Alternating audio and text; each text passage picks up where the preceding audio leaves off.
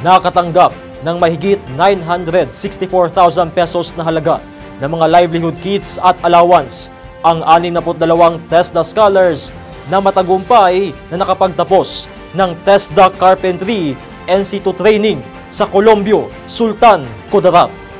Si Agila Trooper Jeff Asan sa detalye. Nakatanggap ang kabuuhang 62 na Technical Education and Skills Development Authority o TESDA scholars ng halagang 964,720 pesos na livelihood kits at allowance sa pagtatapos ng TESDA Carpentry NC2 training na ginanap sa Municipal Gymnasium ng Colombio, Sultan Kudarat nito lamang ika-11 ng Agosto 2023. Ang bawat benepisyaryo ay nakatanggap ng 8,000 na halaga ng carpentry kits at 7,516 na training allowance sa ilalim ng Special Training and Employment Program o STEP na pinangungunahan ng TESDA Lambayog Provincial Training Center sa tulong ng Local Government Unit ng Colombio at 39th Infantry Battalion. Samantala, binigyang diin ni Bob Darrell Antinor, Lambayog PTC Administrator, na patuloy na tutulong ang TESDA sa paglutas ng mga socio-economic issues sa malalayo at mahihirap na lugar sa bayan ng Colombio.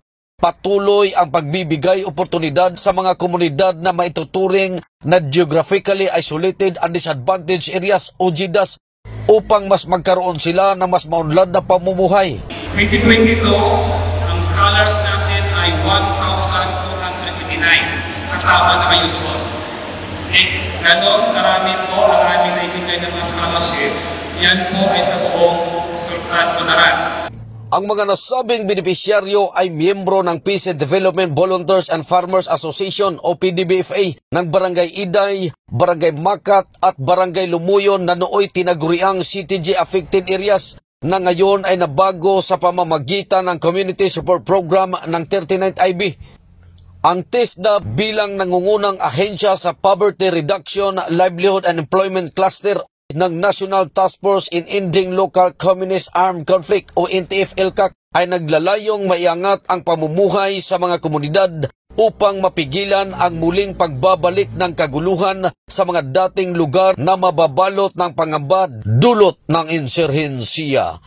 Jeff Asan para sa Agila News Network.